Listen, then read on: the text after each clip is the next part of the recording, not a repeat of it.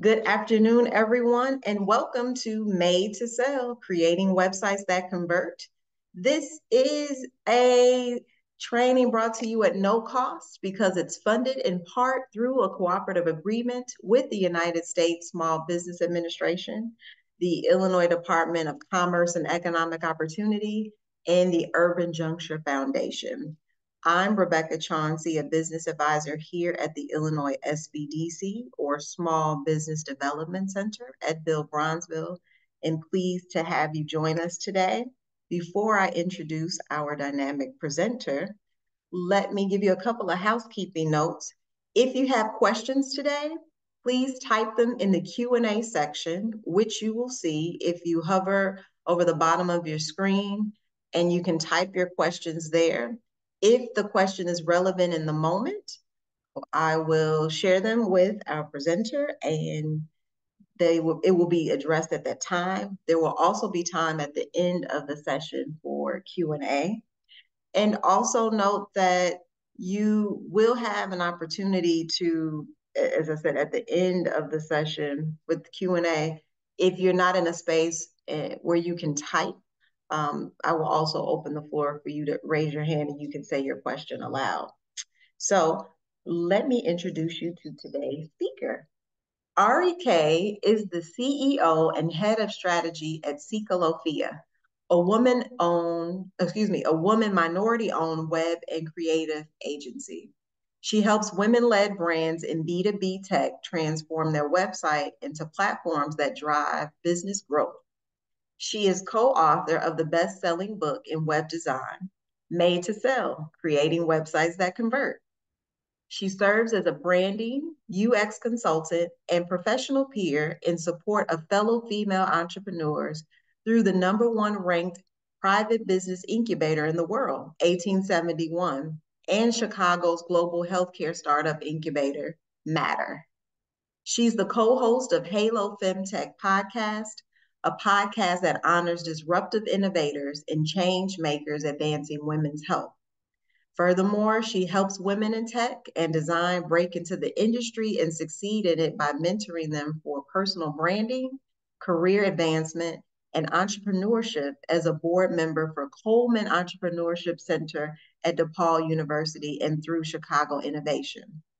It is with much excitement I pass the mic over, if you will, to Ari. Make sure you take great notes.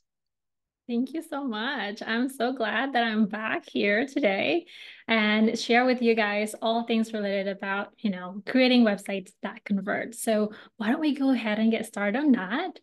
Let me just make sure I can go to my next slide here. All right, wonderful. So I already got the introduction earlier. I'm not going to bore you guys with all of the other introduction on my end, but if you want to learn more about me and, my agency, feel free to check out my website later. I actually do want to get to know you though. So on my next slide here, I would love it if you would like to share a little bit about you in the chat.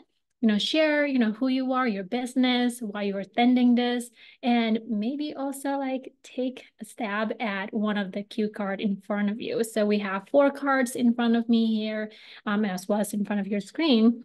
What's the weirdest food you have ever eaten? What would you rather give up, your smartphone or your computer? Do you have any hidden talents maybe? So share that in the chat, as well as like, what does your typical work from home uniform looks like? Now, while everybody leaving some comments in the chat on this particular questions, we can go ahead and move on as well. The first thing that I would love to share with you guys are this, the moments that we all have, right, when we are buying certain things. So thinking of that moment when you feel that I really need to buy that particular, sunglasses, or maybe like, I really want to get a new fridge, or there's a lot of things in our head sometimes when we are in this purchasing mode. And when we start to look at it, right, we feel confident in our decision when buying select brands or products or even services. And despite of having to pay for a premium price on them, right? Looking at their price tag, maybe is like, do I want to buy that? Do I have to wait, or should I wait? Like, can I just get it now? I felt like all the time, there's some sort of like confidence that we have in our mind that we want to move forward with by spending that purchase. So why do we feel confident spending more when we make purchases like these compared to, our own business? When we look at our customers, why don't they have those confidence sometimes when they want to either book you or maybe, purchase your products? What is happening, right? What is happening with our users, with our customers? What do they have in their mind before they finally decide that this service or maybe this product is for me? So that is what we're going to discover today and talk through. And hopefully a lot of the insights that I'll be sharing today will help you figure out what information you'll need to bring up or even update on your website so that you can start seeing the conversion that you want for your website. Okay, so what I like to invite a lot of my clients to think of when it comes to user experience in particular, especially on their website, is to look at the user journey, right? Some of you may already have heard about what user journey is all about, but user journey really help you map out what the interaction of your user on the different channels online particularly, or even in person if you'd like them to be, and then really see what solution that you could possibly deliver for them.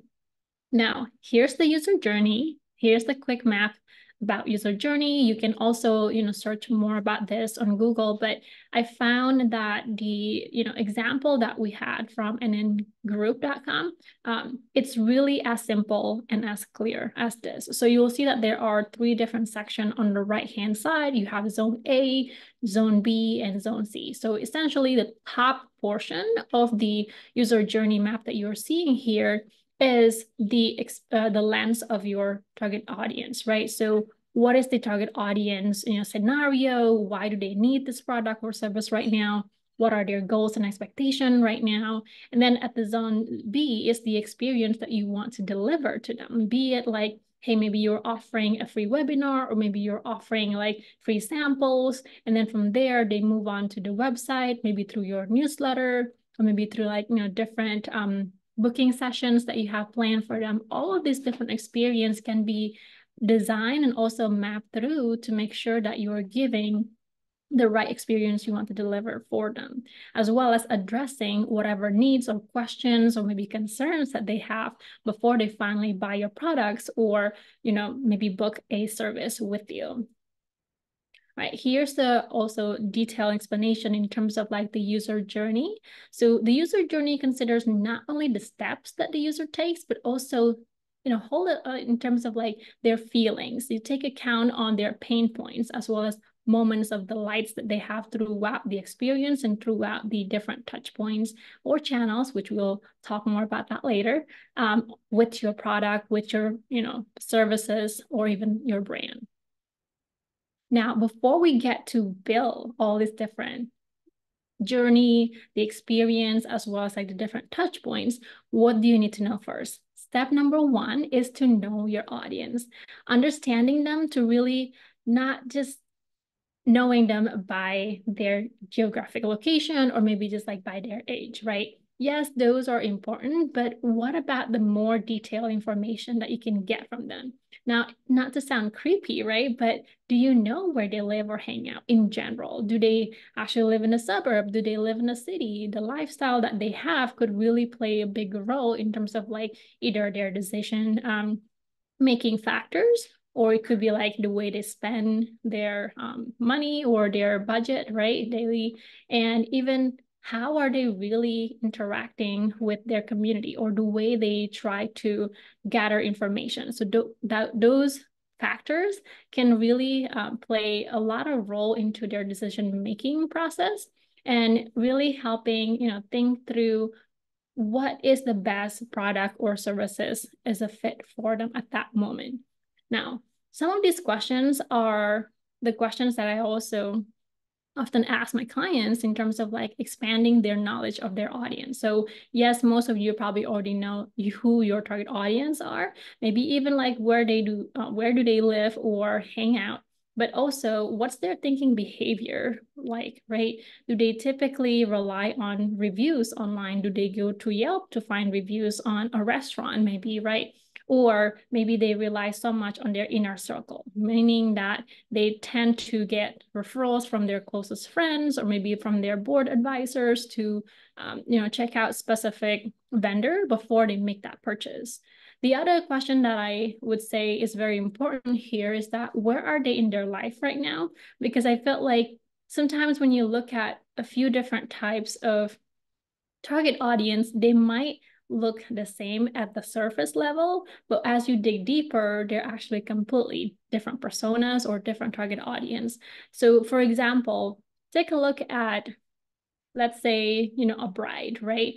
A bride who's planning to get married in their 20s versus a bride who is planning their wedding in their 40s could look at the service level pretty similar. They're just wanting to get married. But the lifestyle from both of these different persona or target audience could be completely different. Their mindset in terms of like approaching, maybe this is the, for the 20, the one in their 20s, maybe this is their very first wedding, whereas, for the ones that are in their 40s, this could be their second or third wedding, right? They want something completely different than their experience from the first wedding. So really thinking through like, where are they in their life right now? What is currently happening in their life in terms of like the life milestones. It could be like, did they just got married, or did they, planning to, or do they plan to have their first child, or what are currently happening in their life that can contribute to their decision making process in order to purchase your product or even booking your service. Now, the last part to here in terms of the question, what's their deciding factor?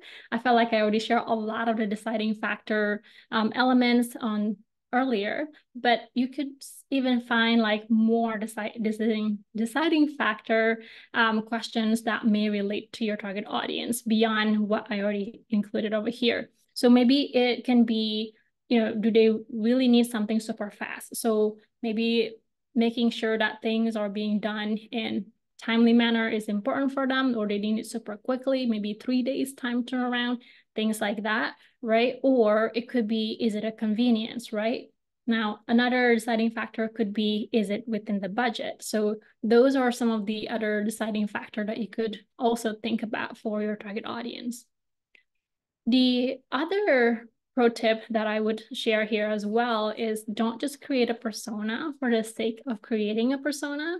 I found that a lot of the business owners that I talked to, they would just create a persona just to kind of check it off their list. Like, yes, we have a persona, but really help your business try to understand your target audience a little bit more in depth, because the questions that you will have answered for a target persona can really help you in your marketing efforts, right? Not just from understanding like where they might be hanging out, or even like where they probably, spending the most of their time, but also where could you be showing up in front of them. So sometimes for businesses, they might be thinking that my target audience are primarily, throughout the events or community events. So you must be having this marketing plan where you will either purchase a booth or purchase a table to really show up in the community.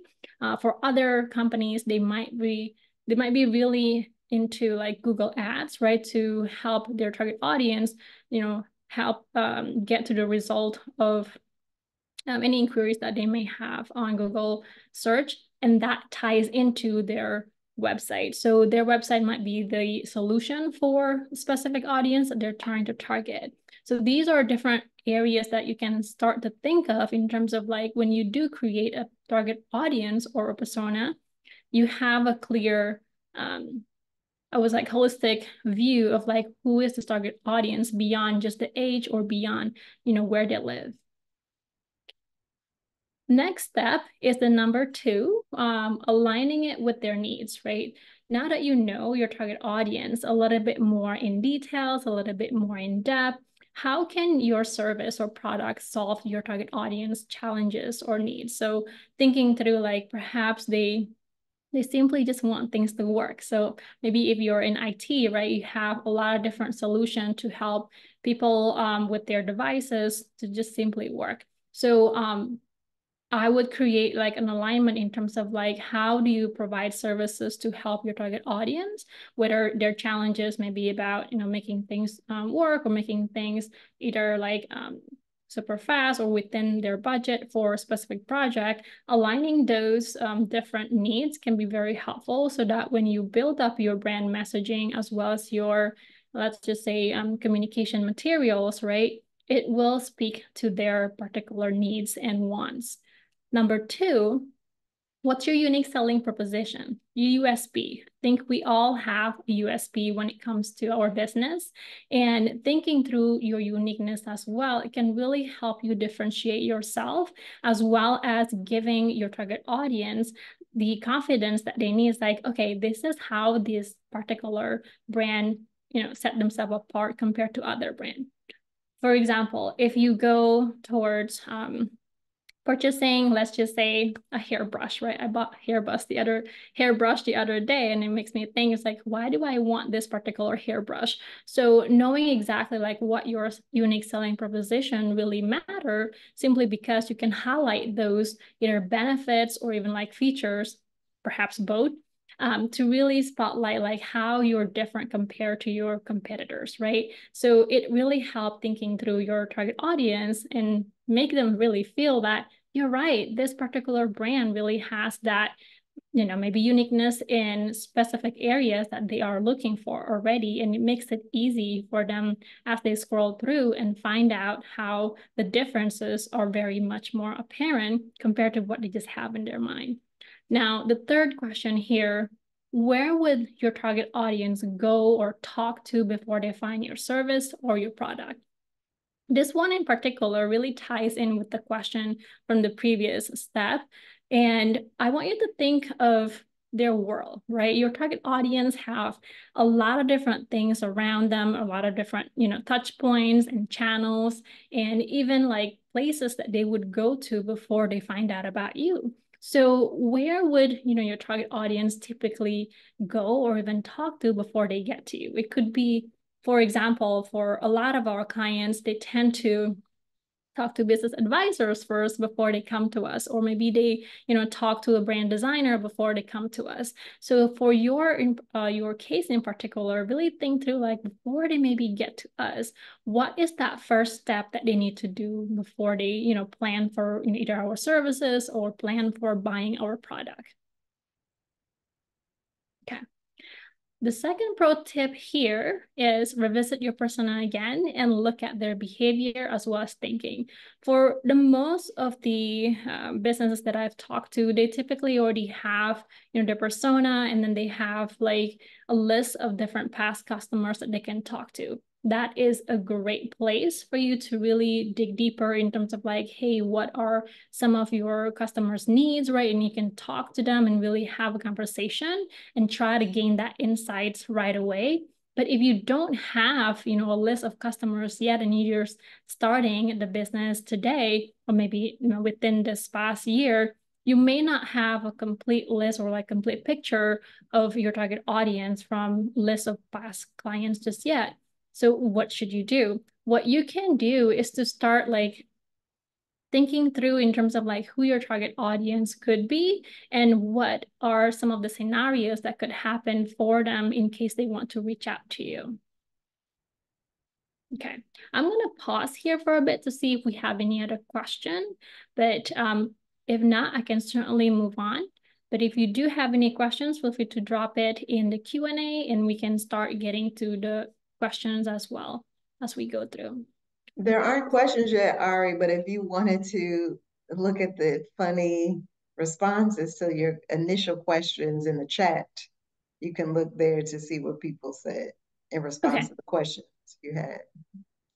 Gotcha. I think I only see the recording question in here. Okay. All right. And I see people already dropping some of their answers from the cue card earlier. Wonderful. Thank you.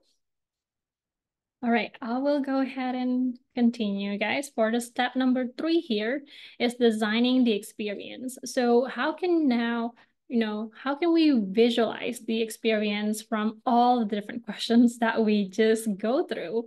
What are some of the possible touch points that we can consider? What are, some channels that maybe we can leverage?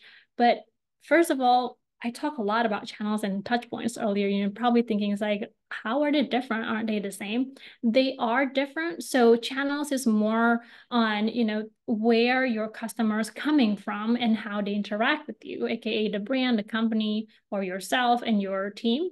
Now, touch points is something within the channels typically, and they are more precise and specifics. So, for example, in front of us here, we have online. Online can be a channel, right? An online chat could be a touch point. I have more examples on the next slide. So another one here is homepage or contact page is a touch point. So if you have your website, that is your channel, and any specific areas in your websites are considered a touch point.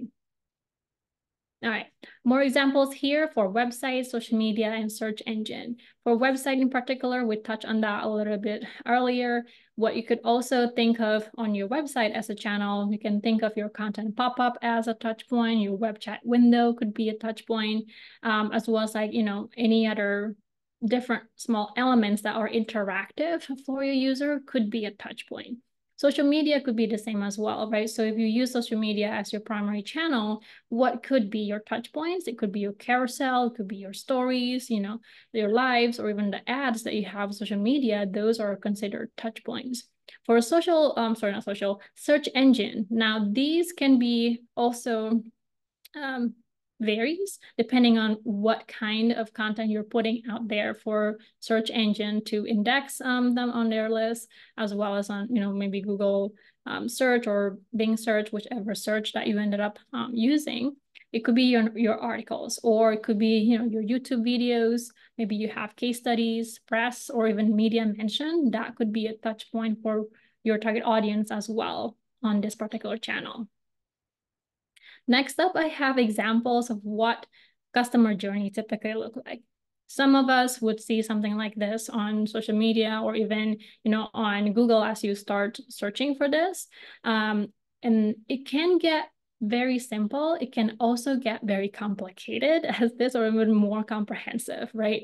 There is no right or wrong creating a customer journey, as long as you indicate what the scenario is, what the goals and expectation for your target audience, as well as the different stages for your customers that you essentially trying to map out throughout the channels and touch points you want to deliver your experiences, your product, as well as your service offerings for them.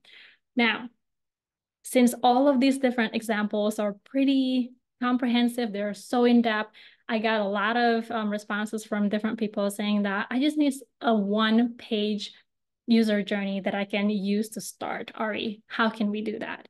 So I did develop a one-page user journey where you could quickly see what is the scope, the campaign, or even the goal of this particular user journey that you want to create, what the scenario is, as well as the user expectation for your target audience. And that is on the top level part. All the sections with the blue background essentially is a top level for that. And then on the second level of this sheet, you'll see your target audience emotion and responses to the experiences that you want to deliver, especially throughout your website. You can use this for different channels as well. You can use it for social media, or even Google search or something like it. But I specifically focus on this one for the website, because I think that when you do have your website, you can control what information you could update in there, as well as really take control on the experiences you want to cater for your target audience. And then on the third section here, with all those different icons that you see in front of you, are areas of opportunities where you can address your target audience pain points. So perhaps in the very beginning, they are interested, but they just don't know enough about you. what can you do, right? Perhaps on your homepage, you can list out all the benefits, all the maybe some sort of like, trust factor that you can add into your website, or anything else that they would consider information that will help them understand more about the business, more about the brand or the products. And then, from there, you also take into account what are some of the consideration that they would have when they go through this journey until they hit either buy or book a session with you. Okay, so pro tip here on this, really thinking through like where can you connect with your target audience to make sure that you are staying on top of their mind, right? So if your target audience are primarily meeting you in person, then in-person channels as well as touch points could be very key for your marketing plan and also marketing activities. Whereas for some other businesses, they might say a lot of time we stay on top of their mind through ads, right? So that would be one other way for you to think of, like, how do we make sure that we have our marketing plan in place and also doing all the marketing activities that will make us stay on top of our target audience mind immediately. Okay, so those are essentially the three steps for you guys to create your user journey and really help you get to a higher conversion on your website. And I have the sheet as well in here that I can share a bit later.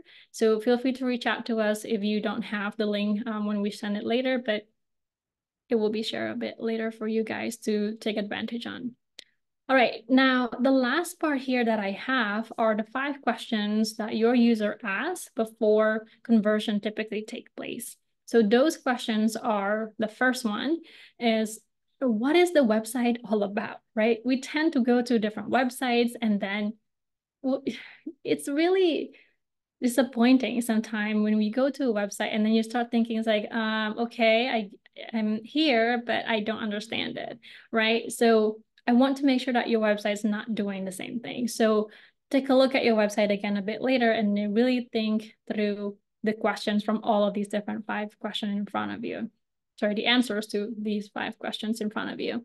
So if you feel that your website really clearly communicate what you do, that's fantastic. You pass the first test, right? And then the second part, like, how does it work? How does your maybe product work? Or how does your service typically work? Sharing that for your target audience really eliminates their questions about like, okay, I know I learned about you now. I know about this information, but how does it really work? Now, most of us probably already understand how membership works, how, subscription works, or any other, purchasing type work. However, we feel like it would make us a little bit, I guess, happier or like more confidence, right?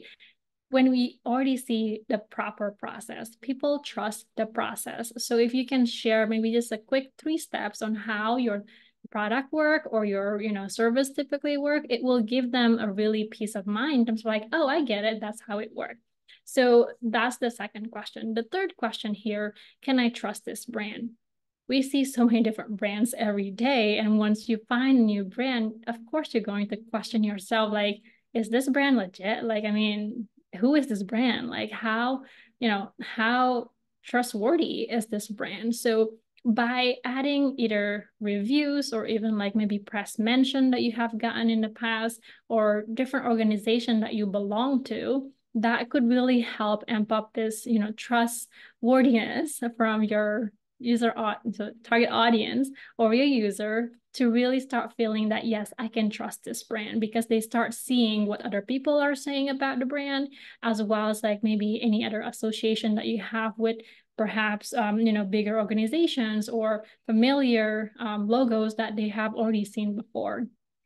Number 4, once you got number 1, 2, and 3 all check, you got them hooked, right? Now, how do they buy or sign up? Think through the process for them in terms of like, once they hit that CTA or call to action that says buy, where are you taking them? Are they being taken to appropriate steps for checkout?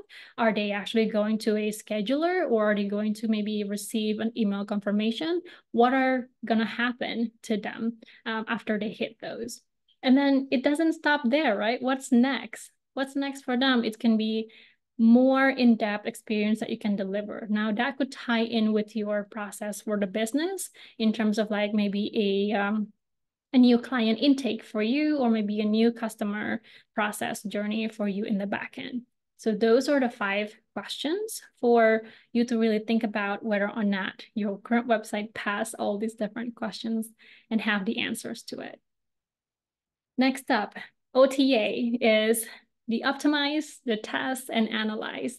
I often say that once you create a website, it is never done, right? Website is always evolving. You will always continue to grow with your business as well. So the website really needs to be a place where you could constantly be able to edit, tweak it as you need, as well as like grow alongside with you.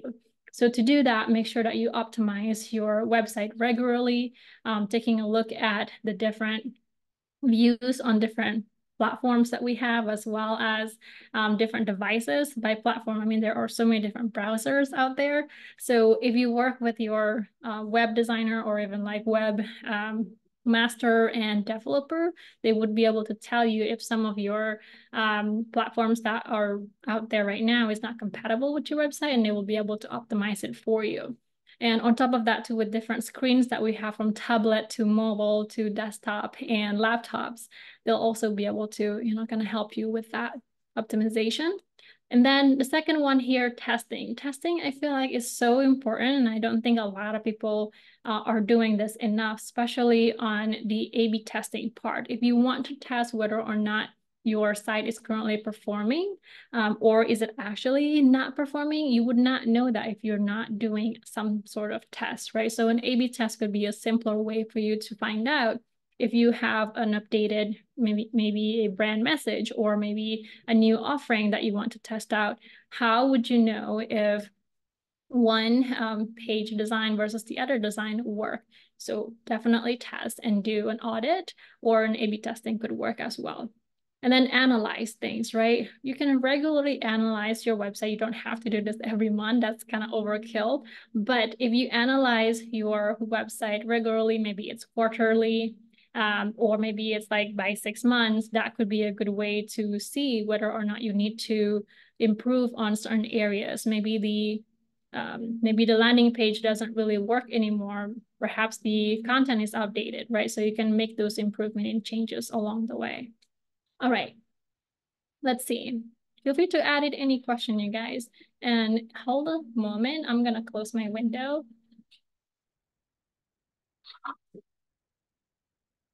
Okay, sorry about that.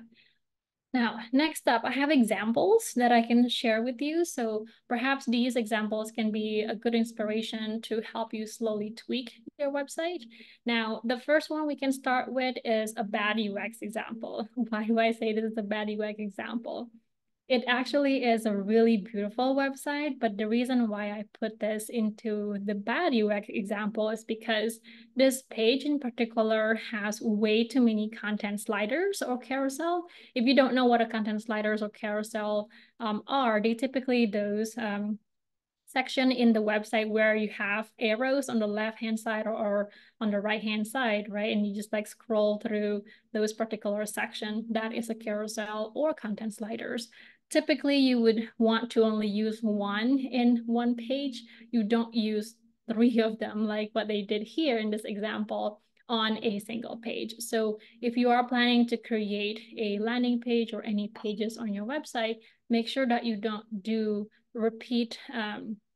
repeated section or function like content sliders way too often or way too many. So 1 is considered a really good place to do it.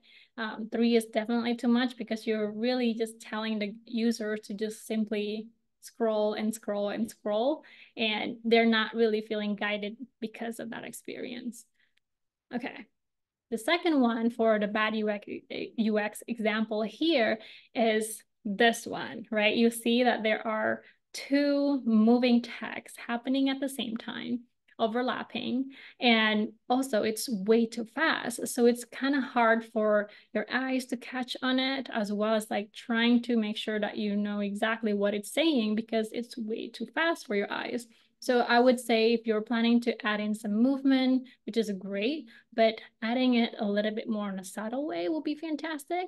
Like this example, this is a good UX example in my opinion, because you can see that the text movement is quite slow. It's not too fast, right? But also it's really not that slow. And you can kind of see it become a accent element in the background, but you can still see it and read what's on it. So that is a really good way to leverage something like this for your website. Pardon me, Ari, just Yes. quickly, because we may have some people in the audience that don't know what UX means. Would you just quickly Yeah. share the definition? Thank Of you. course. Yeah. So UX mean user experience. Thinking through whenever you go to a website, right?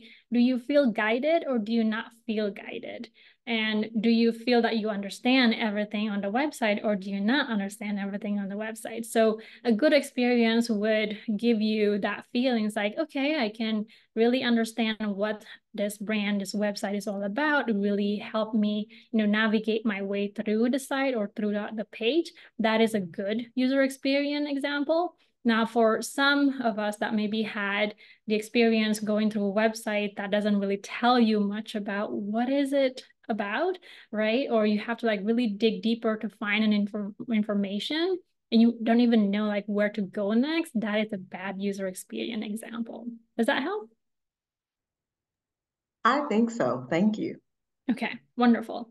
Another bad UX example here is this one. So you see here, okay, we have some logos here, right?